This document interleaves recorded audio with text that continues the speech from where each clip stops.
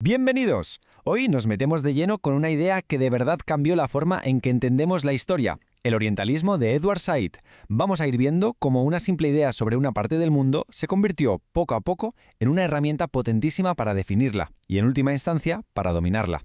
Para empezar, esta cita de Joseph Conrad me parece que da justo en el clavo. Dice que lo que redime la conquista no es la fuerza, sino solo la idea. Y es que esa idea es precisamente de lo que va el orientalismo, una narrativa, una historia que nos contamos para justificar el poder.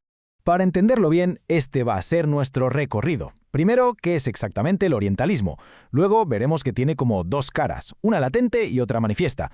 Descubriremos cómo se construyó la imagen de Oriente, la conexión clave entre conocimiento y poder, y para terminar veremos el legado colonial que nos ha dejado. Venga, vamos al lío. ¿Qué es el orientalismo? Said nos dice que es mucho, pero mucho más que ponerse a estudiar Oriente en una universidad.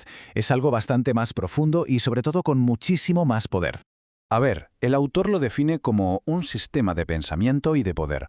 Ojo, no es una descripción neutral para nada. Es la forma en la que Occidente crea y, más importante aún, controla su propia idea de Oriente.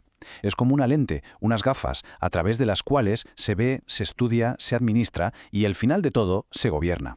Y claro, esta idea no se quedó encerrada en las bibliotecas. ¿Qué va? Se coló por todas partes, en las novelas que se leían, en las teorías políticas, hasta en los informes militares. No era una orden directa, sino más bien un consenso cultural, una especie de verdad compartida sobre cómo era Oriente, que la verdad casi nadie se paraba a cuestionar.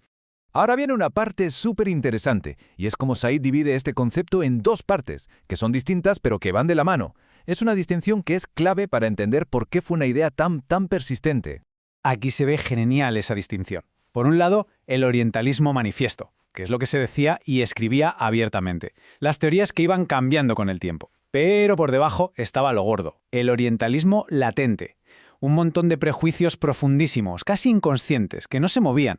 Ideas sobre un Oriente sensual, pasivo, atrasado, que simplemente se daban por sentadas. Y aquí está el punto crucial. Daba igual qué nuevos descubrimientos hicieran los estudiosos o qué políticas se aplicaran. Esas ideas de fondo, las del orientalismo latente sobre la esencia de Oriente, esas apenas cambiaban. Se quedaban ahí, fijas, dándole una base súper sólida a todo lo que se decía abiertamente. Y claro, con esos cimientos tan fijos se podía construir cualquier cosa. Porque, según Said, el Oriente del que hablaba Occidente no era un sitio real, con su gente y su historia, sino una idea, una realidad imaginada desde Europa para servir a sus propios intereses.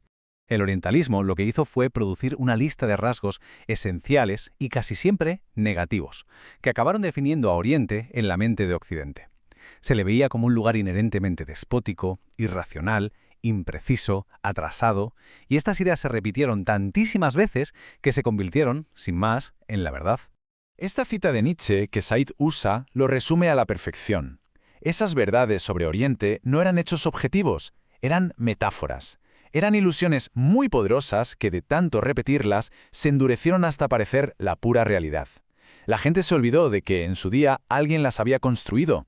Y esto nos lleva directos a la conexión fundamental que Said establece, la que hay entre este conocimiento que se ha construido y el poder imperial en el mundo real.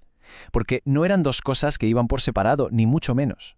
El argumento del libro es que el orientalismo nunca fue un simple intercambio cultural.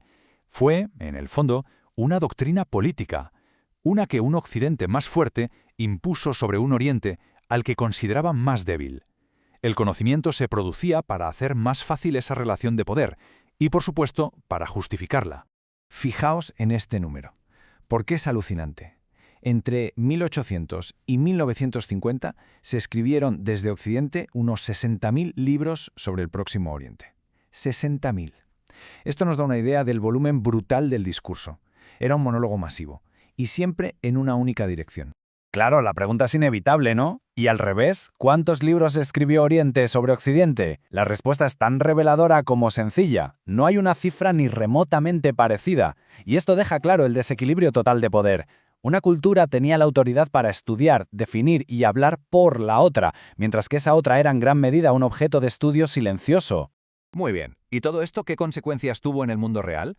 ¿Cómo se pasó de un montón de ideas en libros a una realidad sobre el terreno, en la vida de la gente? Pues este sistema de conocimiento no se quedó en algo académico, claro, Se convirtió en la caja de herramientas del dominio colonial. Estas ideas orientalistas permitieron que Europa se apropiara de Oriente, no solo en la imaginación, sino transformándolo en un espacio que se podía administrar, explotar económicamente y controlar con el ejército. Para que nos hagamos una idea, escuchemos cómo sonaba esta mentalidad en la práctica, en boca de un gobernante colonial como Lord Cromer. Describe al oriental como si fuera un niño, incapaz de pensar lógicamente, que simplemente se arroja a los brazos del francés porque es más encantador. Esta visión tan infantilizadora era la justificación perfecta para la tutela colonial.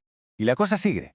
Esto ilustra de una forma brillante cómo se usaban los estereotipos de género, el paternalismo, para justificar la presencia colonial. Francia es la seductora, algo frívola, mientras que Gran Bretaña es la matrona, seria y moral.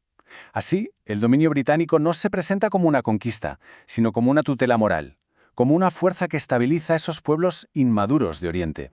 Así que, el punto clave es este. Todo este conocimiento, este supuesto entendimiento del genio de Oriente, no era una simple curiosidad intelectual, no. Se consideraba la base, la condición indispensable para poder ejercer el poder y mantener el control del imperio.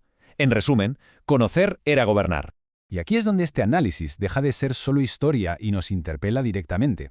La gran pregunta que nos deja Said sobre la mesa es, bueno, ¿y hoy qué verdades incuestionables moldean nuestra visión del mundo? ¿Qué narrativas sobre los otros hemos aceptado casi sin darnos cuenta? Es una invitación a que examinemos las gafas con las que miramos el mundo aquí y ahora.